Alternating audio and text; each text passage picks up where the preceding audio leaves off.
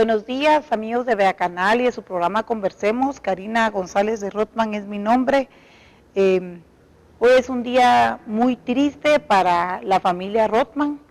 Ya sé que mi esposo en el programa que él dirigió hoy en la mañana les comentó que su tío Carlos Rotman se fue a la presencia del Señor. Yo por este medio me quiero solidarizar con ese dolor tan grande de un tío tan especial, tan bueno, tan apartado de problemas, una persona preciosa, de verdad, tan amoroso.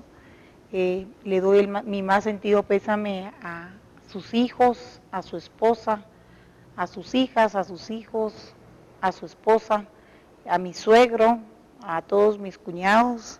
Les quiero decir que de verdad es una gran pérdida. Yo platicaba con Otto, mi esposo, y le decía, no le tocaba al tío todavía, una persona joven de como 67 años de edad. Entonces sí, de verdad es una gran pérdida para la familia Rotman, un hombre tan equilibrado, tan paz, él era paz. Así que lo siento, Jacqueline, con todo mi corazón, a toda su otra hermanita chiquita, también hija de mi tío, pues, el tío Carlos, nuestro más sentido pésame. Es un dolor muy grande el que uno siente, ¿verdad? Lamentablemente la vida sigue, o para suerte de uno la vida sigue, y simplemente hay que tomar las cosas buenas y el ejemplo de vida que dejó el tío Carlos. Bienvenido, ¿cómo está Ricardo? Gracias por estar aquí. Mil gracias por la invitación. Gracias por mis condolencias a usted y a su familia por la pérdida. Sí, a la familia Rotman, ¿verdad? A mi esposo, yo sé que eso le afecta mucho a mi esposo y a mi chino, ¿verdad? Que Dios lo bendiga. Bueno, vamos a iniciar el programa de la mañana del día de hoy, comentándoles que un poquito previo a la Semana Santa se fugó a finales de marzo, 23 de marzo creo que fue, y si no producción que me corrija, 23 o 25, o usted Ricardo me ayudará a recordar la fecha. Se fugó una información de una publicación que se habla en el Diario Oficial, en donde nace una nueva fundación llamada Fundación contra el Terrorismo Mediático, que ha dado mucho de qué hablar, pero que creemos que es inapropiada para la época coyuntural que está viviendo el país. Es como echarle un guacalazo más a la pila que ya está a punto de rebalsar del agua. Pero yo le quiero ceder el uso de la palabra porque sé que usted inmediatamente interpuso acciones legales en contra de la misma y queremos saber qué está pasando en este campo legal. Bueno, muchas gracias, Karina. Sí, el día jueves de la semana antepasada, es decir, antes de Semana Santa, interpusimos un recurso de reposición ante el Ministerio de Gobernación, precisamente por el problema de la Fundación contra el Terrorismo Mediático. El recurso de reposición tiene como parte toral una demanda, es decir, demandamos o exigimos al Ministerio de Gobernación que anule esa fundación. ¿Por qué? Porque sabemos, aunque no hemos tenido en nuestras manos los estatutos de esa organización, que su principal propósito es el de regular la actuación de los medios de comunicación. Ya solo el nombre y lo que yo le acabo de decir a usted dice perfectamente cuál es el propósito de esa fundación, y es precisamente agredir el artículo 35 de la Constitución Política de la República de Guatemala, que es muy clara al garantizar la libertad de expresión en nuestro país. Y como un aspecto secundario del recurso que nosotros presentamos está el nombre idéntico de esa fundación, o casi idéntico al nombre de la fundación nuestra, es decir, de la fundación que yo dirijo, que es la Fundación contra el Terrorismo. Hay varios aspectos que son muy importantes de analizar, Karina, con respecto a esta fundación. ¿Por qué se hizo? ¿Cómo se hizo? ¿Cuál fue el fin? ¿Cuál es el fin que persigue? ¿Quiénes intervinieron? ¿En qué se falló? De parte de ellos, obviamente, hay una intención muy clara. Uno de sus estatutos, palabras más o palabras menos, dice que su función es regular la actuación de los medios de comunicación. ¿Eso es constitucional y eso lo puede hacer una fundación, sí o no? Eso es absolutamente ilegal. ¿Es inconstitucional? Es inconstitucional. Ahora, ¿cuál es el procedimiento que se lleva a cabo para formar una fundación? Como primer paso, usted solicita una búsqueda de nombre en el Ministerio de Gobernación, en el registro de personas jurídicas. El Ministerio de Gobernación, es decir, el registro de personas jurídicas, ingresa a su base de datos el nombre que se quiere registrar e inmediatamente aparecen nombres similares. Y tuvo que haber aparecido el nombre de nuestra fundación. Punto 1. Ahí hubo un error en el registro de personas jurídicas del Ministerio de Gobernación. Solo ahí lo hubiesen rechazado. Ahí de cajón tenían que rechazarlo. In limine. Tuvieron que haberlo rechazado y no lo hicieron. Después, si a usted le aprueban el nombre, como ellos lo hicieron con esa fundación, entonces presenta usted los estatutos, el acta constitutiva de la fundación, en donde aparecen los nombres de las personas que lo integran y los cargos que estos desempeñan y cuáles son los estatutos de la fundación. Y este es un punto muy interesante. Los estatutos se envían a la Procuraduría General de la Nación. Sí. La Procuraduría General de la Nación, que es el abogado del Estado, procede a revisar los estatutos con el propósito de verificar si hay algo ilegal en ellos. Y debieron haberlos rechazado, porque como dijimos hace un momento, viola el artículo 35 de la Constitución. Y ¿Quiénes son unos privados para regular la actividad periodística de una nación, y es de una república? La única instancia, creerán tener. La única instancia que está autorizada, Karina, para llevar a cabo una función de esa naturaleza es un tribunal de imprenta. Sí. Y nadie más. Un tribunal de imprenta. Un proceso legal debidamente llevado. Exacto. Y nadie más. Ahora, hay otro punto muy importante y es el siguiente.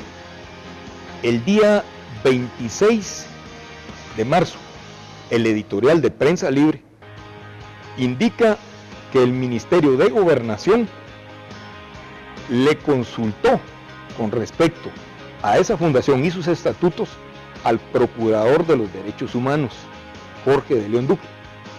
El día 27 de marzo, el periodista Mario Antonio Sandoval, en su columna de opinión, repite lo mismo que afirmó el editorial del día anterior de Prensa Libre, el diario del cual él es subdirector. ¿Podemos poner esos editoriales en pantalla, por favor? 26 y... 26 el editorial de Prensa Libre y 27 la columna de Mario Antonio Sandoval. Okay. Entonces, ahí se afirma que el Procurador de los Derechos Humanos tuvo en sus manos el expediente de la Fundación contra el Terrorismo Mediático y dio el visto bueno para que se autorizara la formación de esa fundación. Entonces, para mí no es nada absolutamente extraño, Karina, que el Procurador de los Derechos Humanos, Jorge de León Duque, agreda la libertad de expresión en nuestro país. Yo lo viví en carne propia en agosto de 2013, cuando Jorge de León Duque emitió una condena en contra mía y le pidió en esa condena a los medios de comunicación que no publicaran mis escritos, como columnista de opinión que soy del diario El Periódico. Y además pidió que no se publicaran los escritos de la Fundación contra el Terrorismo, que como antes dije, yo dirijo. Entonces no me extraña en lo absoluto su responsabilidad con respecto a la formación de la Fundación contra el Terrorismo Mediático. Ahora, no pretendo yo hacer ninguna defensa oficiosa, ni mucho menos del ministro de Gobernación. Pero platicando sobre este tema con mi padre, que fue ministro de Gobernación en 2 oportunidades, él me comentaba la cantidad de documentos y de expedientes que el ministro de Gobernación tiene que firmar cada día, y no lo revisa. Es decir, lo revisan las personas que se lo envían, y en este caso... a las que se les paga para que todo vaya en orden. Hagan bien su trabajo. Uh-huh. En este caso estamos hablando del registro de personas jurídicas. que es una dependencia del Ministerio de Gobernación, que le envía al ministro el expediente ya revisado, incluso por la Procuraduría General de la Nación, para que éste lo firme.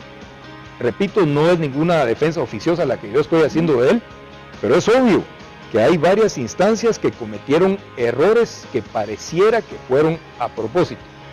Pareciera. Ahora, llama la atención, por otro lado, que las personas que dirigen esa organización, cuando solicitaron la formación de la misma y hasta la semana antepasada, eran miembros del actual gobierno, o por lo menos el presidente de esa organización, cuyo nombre no recuerdo, era empleado del Ministerio de Comunicaciones.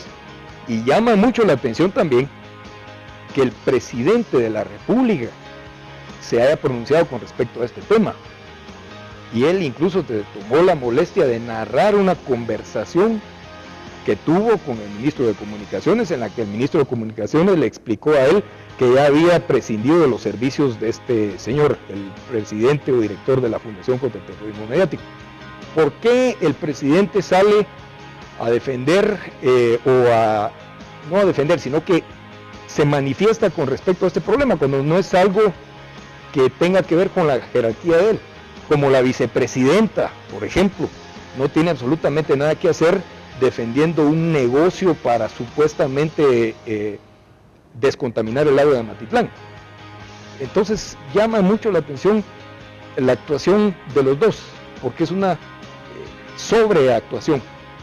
Están interviniendo en asuntos que sí que son de su competencia, pero que deben ser delegados en personas o en funcionarios de menor jerarquía. ¿Por qué ellos se toman la molestia de pronunciarse con respecto a sus temas? Y es porque obviamente tienen un interés en eso. Entonces, esa fue una noticia de Prensa Libre, Control.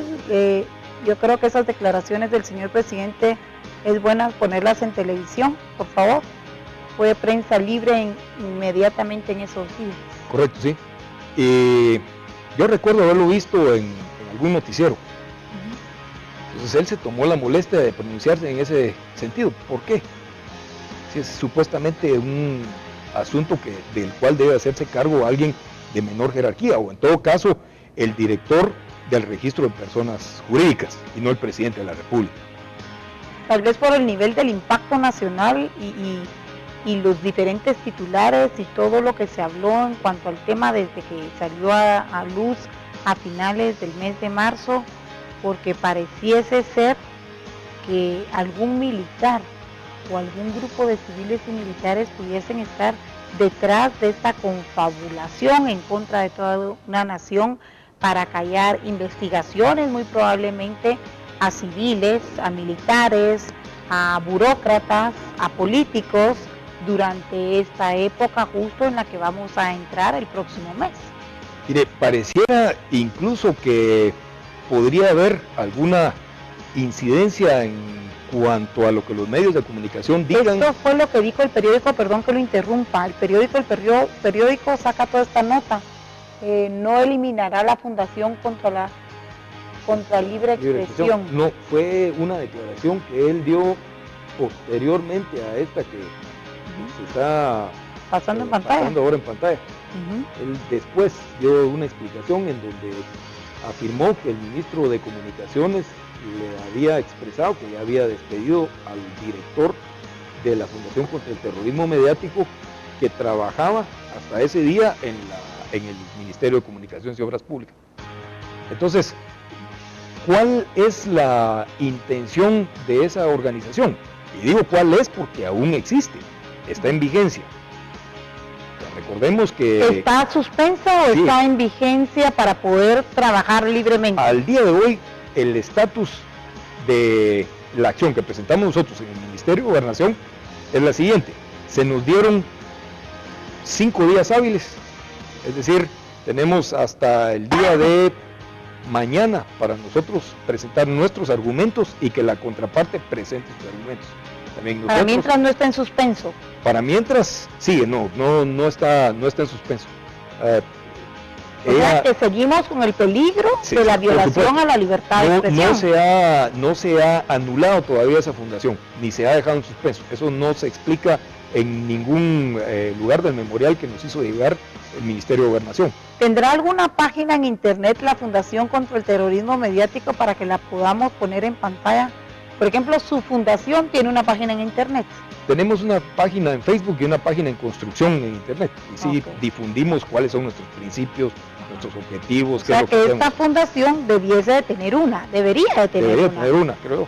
No es obligación, o sea, la ley no lo pide, no lo exige. Pero las comunicaciones actuales... Sí, no puede uno dejar de tener ese tipo de publicaciones en las redes sociales, eso hay que tenerlo. Es parte del trabajo de una fundación, el darse a conocer, dar a conocer quiénes la constituyen y cuáles son sus objetivos, ¿verdad?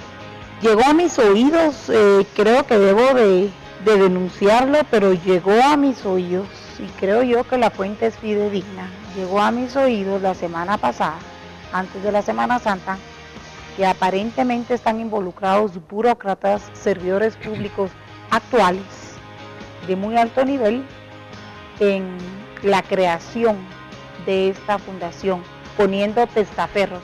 El fulano, con el respeto que me merece, empleado, exempleado del Ministerio de Infraestructura y Comunicaciones, es simplemente utilizado y es un títere, pudiese ser, sin ofenderlo, pudiese ser un hombre utilizado para poner la cara, pero no lo es posiblemente un militar de alto nivel, exmilitar, que no está de alta, quien realmente dicen, de fuente fidedigna, que es el creador de esta fundación.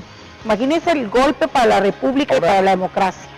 Karina, la gente que decidió formar la fundación y la manera en la que se iba a formar la fundación, no cabe duda, es gente rústica, a pesar de que en todo este asunto tiene algo que ver, lo repito, el Procurador de los Derechos Humanos.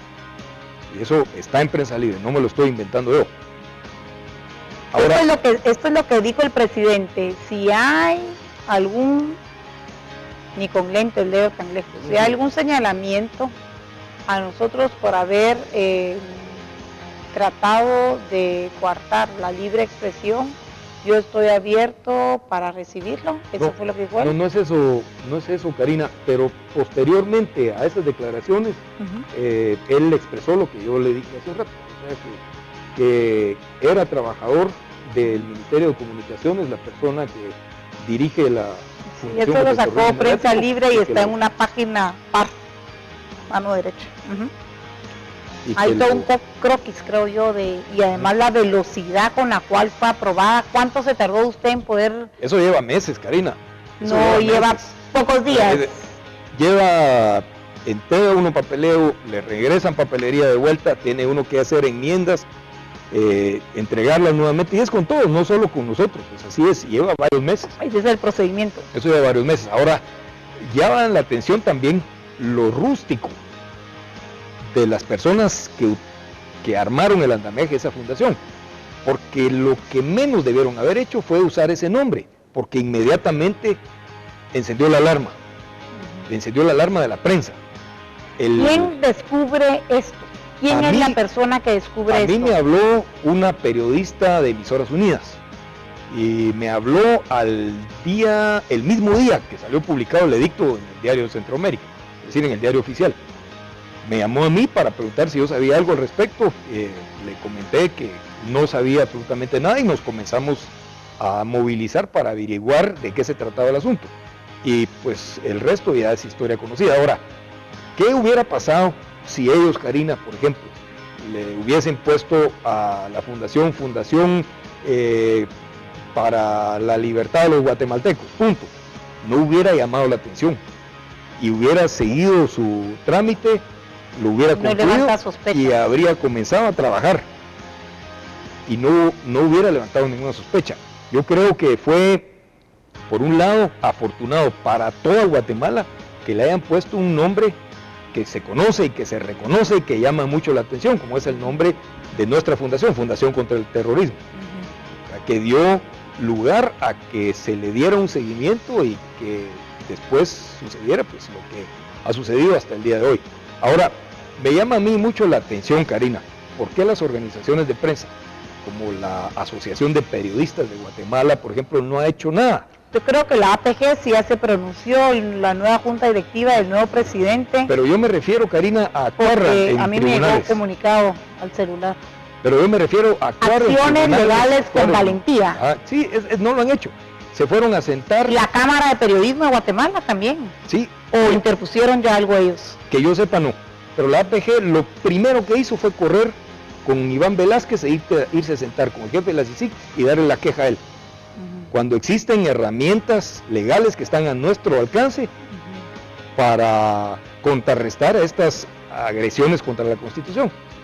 Pero bueno, cada quien obra dependiendo la Cámara de Periodistas de Guatemala, Elsie Sierra, que forma parte de la misma, y abajo tenemos la fotografía del nuevo presidente de la APG, Freddy García Lemus, ¿verdad? Sí, sería bueno que nuestros reporteros y los de todos los diferentes medios de comunicación pues vayan y le pregunten a estas personas qué decisión van a tomar, ¿verdad? Porque las palabras también de Mario Fuentes de Escaraque, el abogado constitucionalista, fueron muy... Ahora, ¿qué dice el procurador de los derechos humanos?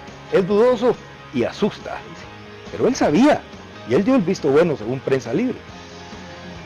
Entonces, eso es algo acerca de lo que hay que preguntarle a él, hay que averiguar, y si es necesario, incluso hay que deducir responsabilidad legal contra el procurador de los derechos humanos, de quien no me extraña una acción de esa naturaleza, para nada. ¿Y qué me habla de la PGN? Por supuesto. ¿A qué instancia llegó esto a la PGN? No creo que esté para la firma. Aquí está desde cuándo nace. Mire usted, nace en octubre del 2014 y para marzo ya está. Así es un trámite de como un año por lo menos, u 8 meses, Ricardo. Así es. Pero la PGN, yo regresando al tema de la PGN, no creo que la señora Villagrán haya estado enterada del tema. Para mí la pudieron haber sorprendido. Es muy ni probable, siquiera pasó por manos de ella. Es probable que no haya pasado por manos de ella, sino que únicamente del equipo de abogados de la Procuraduría. Pero, Karina, hay que investigar a fondo. Y ella está obligada a darnos una respuesta a los guatemaltecos. ¿Qué fue lo que pasó? ¿Quién fue el que dijo que los estatutos de esa fundación no violaban ninguna de los artículos de la Constitución Política de la República? Porque eso es lo que revisa la PGN al verificar los estatutos de una fundación en formación. Ellos verifican la legalidad y después emiten un dictamen diciendo, mire, no los apruebe porque incumplen, o apruébelos porque no hay ningún problema. Entonces la PGN obviamente cometió un error ahí. Aquí está, en una acta de constitución de la fundación se menciona como miembros a José de León, a María Q, a Gloria Conde, a Reina Morales, a Víctor Miranda, a Otto Catalán, a Juan Méndez, a Carla López y José León Conde, entre otros. Sería bueno saber el perfil de cada una de estas personas, ¿verdad? A quién le pudiesen haber prestado el nombre, porque yo no creo que cualquier civil esté interesado, cualquiera, perico de los parlotes, sin ofender a nadie, pudiese estar pensando en crear este tipo de fundación, máxime, sabiendo que es una violación a la Constitución, y segundo, en qué trapos pone a la democracia y a la Constitución de esta república en esta coyuntura que está por arrancar un año electoral. Así es. Una contienda electoral. Sí, porque ¿qué es lo que quieren ocultar y que no se sepa? Pueden hacer una organización que se dedique precisamente a censurar medios de comunicación o a censurar a periodistas o a columnistas de opinión que no estén de acuerdo con el candidato con el que simpatiza esa fundación. Eso es muy probable. Estamos en una etapa muy delicada, Karina. Es muy delicada. Mire, estamos en el mes de abril, las elecciones son en septiembre. Creo yo que se están comprimiendo demasiados problemas en un espacio de tiempo muy breve. Para mencionarle uno, por ejemplo, el Ministerio Público en este momento está preparando más de 170 órdenes de captura contra militares y contra empresarios por asuntos relacionados con el enfrentamiento armado interno. Además de eso, viene el asunto de este... ¿Fuente fidedigna, Ricardo? Absolutamente, y eso lo publico yo mañana en mi columna de opinión. ¿Podemos saber el nombre de algún civil? No se puede, porque le diríamos que tiene algo pendiente. Sí, ahora todo esto lo está manejando el fiscal de la Fiscalía de Derechos Humanos, Orlando López, ¿verdad? Que es heredado hacia la administración de Telma Aldana, desde la administración de Claudia Paz y Paz, y además este señor Orlando López está sindicado por varios delitos por parte de nuestra fundación debido a graves faltas que él ha cometido en el ejercicio de sus funciones, principalmente por declaraciones que ha dado él en otros países. Esta gente, Karina, le aseguro que viaja más que usted y yo juntos. En España dio declaraciones con respecto al proceso, al juicio por supuesto genocidio, criticó la resolución de la Corte de Constitucionalidad. Es decir, eso lo podemos hacer ciudadanos de a pie, como usted y como yo, pero no lo puede hacer él, que es un funcionario del Ministerio Público. No puede emitir opinión. No puede emitir opinión. Es que recordemos que los procesos están bajo investigación. Sí, y aquí hay, no, es que fíjese que ese proceso ya no está en investigación, sino que fue anulado por la Corte de Constitucionalidad. Entonces él, como fiscal del Ministerio Público, obviamente, no podía emitir opinión a ese respecto. Ahora, por otra parte, Karina, y creo que es importante aquí, se habla mucho del Estado de Derecho, es decir, del respeto a la vida, a la libertad y a la propiedad privada, que es un pilar fundamental de nuestra democracia. Pero no se habla del Estado de legalidad, y esto tiene que ver con lo que acabo de mencionar yo con respecto a este fiscal prevaricador, Orlando López, y a la Fundación contra el Terrorismo Mediático. ¿Qué es el Estado de legalidad? El Estado de legalidad dice, Karina, que nosotros podemos hacer, es decir, los ciudadanos de a pie, podemos hacer todo lo que la ley no nos prohíbe hacer. Miremos qué quiere decir Estado de legalidad en el diccionario de la Real Academia Española. Por favor, Mirna. Diccionario de la Real Academia Española. Y al mismo tiempo dice el Estado de legalidad que los funcionarios públicos pueden hacer solo lo que la ley les permite hacer. No pueden irse más allá de eso. No más atribuciones. Entonces, no puede la Procuraduría General de la Nación tomarse atribuciones que van más allá de las que la ley le limita a hacer estrictamente. Ellos no pueden dar una interpretación antojadiza a los estatutos de esa fundación y aprobarlos o improbarlos. Ellos tienen que ceñirse estrictamente a la ley, ¿verdad? Como nosotros podemos hacer todo lo que la ley no prohíbe hacer. Entonces, eso es muy importante, es vital que tengamos presente el estado de legalidad. Y de ahí también nace la demanda nuestra en contra de este fiscal, Orlando López. ¿Por qué? Porque él se extralimitó, él rebasó los límites que la ley le impone y fue a otro país, una conferencia que él dio en Madrid, en donde él criticó a la Corte de Constitucionalidad y además emitió una serie de opiniones que redunda en falsedades. Entonces todo eso se comprime en una época electoral muy breve. El principio de la legalidad o primacía de la ley es un principio fundamental conforme al cual todo ejercicio de un poder político público debería realizarse acorde a la ley vigente y jurisdicción y no a la voluntad de las personas. Si un Estado se atiende, dice, ¿verdad? Se atiene a dicho principio, entonces las actuaciones de sus poderes estarían sometidas a la Constitución actual o al imperio de la ley. Esto es de acuerdo a la Real Academia.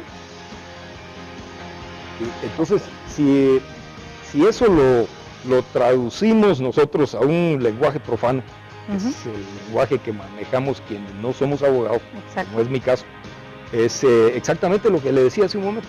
O sea, los ciudadanos de a pie podemos hacer lo que la ley no nos prohíbe, pero los funcionarios públicos solo pueden hacer lo que la ley les permite hacer, no pueden salirse de ese ámbito. ¿Cómo se entera la Fundación contra el Terrorismo y Ricardo Méndez Ruiz de este viaje de este posible viaje de este señor fiscal? Está en YouTube, Karina. Tuvo la desfachatez de subirlo a YouTube, y en YouTube ve usted una serie de disparates, una serie de delitos incluso que este señor comete a lo largo de esa conferencia que da en Madrid. Y además hay otro caso, y es una conferencia que dio en Nueva York. Ahora, nos preguntamos nosotros, Karina, ¿con qué dinero viaja este señor? ¿Cuánto gana un fiscal? Creo que gana 15 o 16 mil quetzales.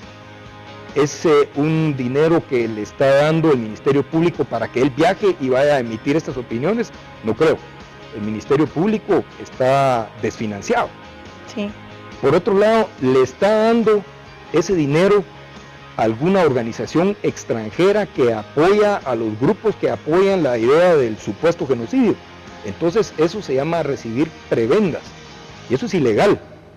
Nosotros le solicitamos al juez en nuestra demanda que se chequeen las cuentas bancarias de este señor, porque incluso tenemos conocimiento de que es posible que él haya recibido o que esté recibiendo un sobresueldo de algún país que le da soporte a estas organizaciones, a estas ONGs, para que nos enfrenten a los guatemaltecos. Karina, ya basta eso, ya suficiente. Mire, y todo está relacionado, todo tiene que ver con esto, Karina. Esto nos lleva a una crisis política en el país muy fuerte, a una presión muy fuerte. Estamos metidos en una olla de presión muy reducida, tiene el tamaño de la distancia que hay entre abril y septiembre. Son 5 meses, nada más. Entonces es una serie de problemas muy grandes que lo que puede provocar, Karina, es un estallido muy fuerte. Un estallido muy fuerte que distraiga la atención de las elecciones. Fíjese que tenemos atrás que también... distraiga la atención o que pudiese apoyar para el rompimiento del técnico del orden constitucional. Sí, exacto, usted lo dijo muy bien. Y fíjese, Karina, que ahí entra en juego también la CICIG. Miren, la CICIG es un aparato político, no es absolutamente nada más que un aparato político. Es muy probable, Karina, que yo no concuerde con usted en cuanto a mi criterio, pero para mí ninguno de los 3 candidatos punteros vale la pena. Ninguno de los 3 candidatos punteros vale la pena. Yo no votaría por ninguno de ellos, pero no estaría de acuerdo que a ninguno de los 3 se le vete su derecho a participar en las elecciones por un rumor desatado por la CICIG. Ya dijo... ¿Usted cree que eso pudiese pasar? No, es que ya lo afirmó Iván Velázquez. Recuérdese usted que hace cosa de un par de semanas Iván Velázquez dijo que ellos se iban a pronunciar en cuanto a las organizaciones políticas que reciben dinero del narcotráfico, por ejemplo, del crimen organizado, pero que no iban a ser específicos. Es decir, van a señalar a las organizaciones, pero no van a decir de dónde viene. Entonces va a ser lo mismo que hicieron con los jueces de la impunidad, ¿se recuerda? Señalaron a 17 o 18 jueces en base a rumores, y eso lo aceptó la misma CICIG. Eso es muy peligroso, eso es muy peligroso para una contienda electoral, y creo que no está dentro de sus funciones. Si podemos poner en pantalla las funciones por las cuales fue creada aquí en Guatemala la CICIAX, luego cambiada de nombre a CICIG. Ahora, ¿qué pasa si únicamente es señalado por la CICIG una de esas organizaciones políticas? Se pasea en la contienda electoral de un fulano o fulana. Entonces, estamos sometidos todos los guatemaltecos a esa clase de presiones. ¿Es lícito o no es lícito? Ahora, si la CICIG dice, fulano de tal le dio tal cantidad de dinero en tal fecha a fulano de tal, de esta manera, de esta y esta manera, que a su vez este individuo trasladó hacia la organización política Perico de los Palotes, eso ya es otra cosa. Que aún con esa denuncia ellos no son jueces No son MP y no son jueces para de una vez dar una sentencia. Así es. Sino que esto sería una denuncia que ellos tendrían que interponer formalmente ante el Ministerio Público, y el Ministerio Público tomarse 6 meses para investigar con un debido proceso y que comiencen a haber audiencias. Ahora, Karina, si nos damos cuenta... Mientras la reputación de un político podría estar completamente desgastada. Si nos damos cuenta, Karina, son asuntos, son aspectos de la vida política del país que están todos concatenados al final. Al final todos tienen que ver, absolutamente todos están relacionados. Todos tienen absolutamente que ver y todos nos están llevando hacia una crisis muy, muy fuerte. Fíjese que para cumplir tales funciones, según lo...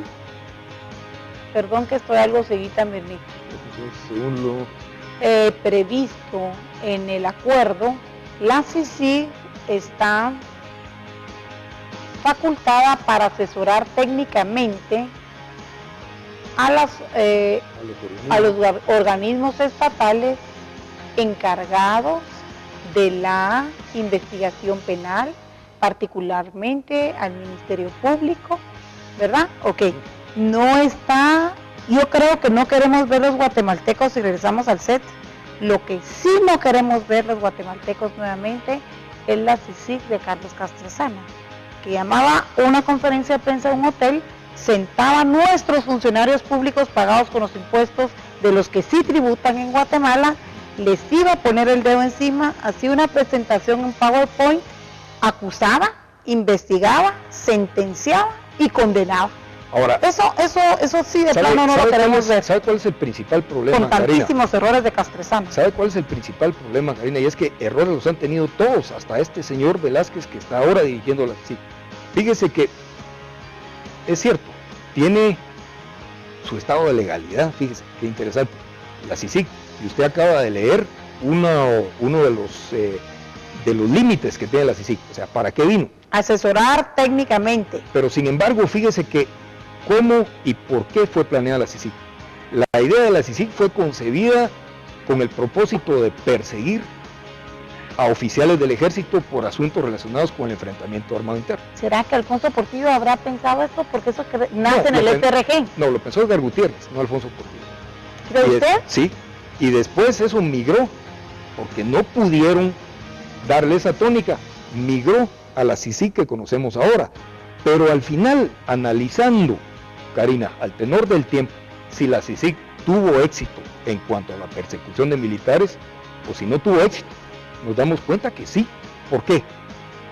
Porque fue la CICIG quien sentó al frente del Ministerio Público a Claudia Paz y Paz. Si usted se recordará de qué manera defenestró al fiscal Conrado Reyes y puso en su lugar de manera ilegal y de manera ilegítima a Claudia Paz y Paz. Fue Castrezana el que salió diciendo a este no lo acepto yo y que se repita todo el proceso. Por supuesto. Y de una manera equivocada, los organismos del Estado obedecieron. Álvaro Colón dijo saludo 1, saludo 2, puso en su lugar a Claudia Paz y Paz, y esa historia la estamos viviendo hasta el día de hoy. Y le repito, son 170 órdenes de captura, más de 170 órdenes de captura en las que están trabajando ahorita, en este momento, contra militares y contra empresarios. Y las próximas elecciones entonces las vamos a vivir envueltos en una crisis muy fuerte, Karina, muy muy fuerte.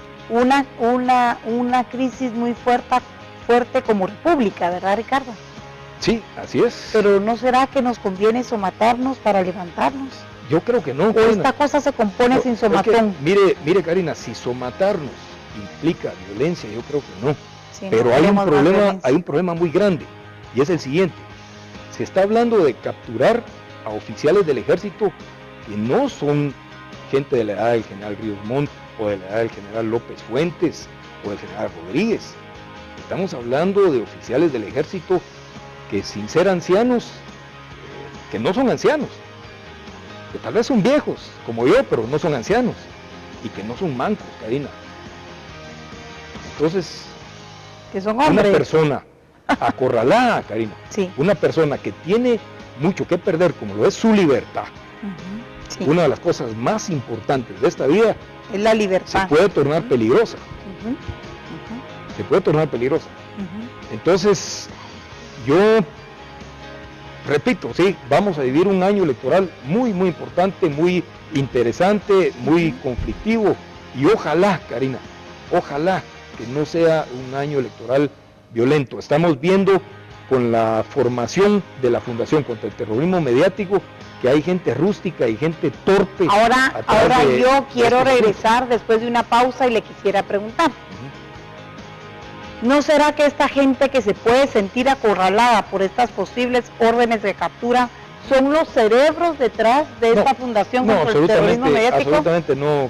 Regreso enseguida, no se vaya, por favor.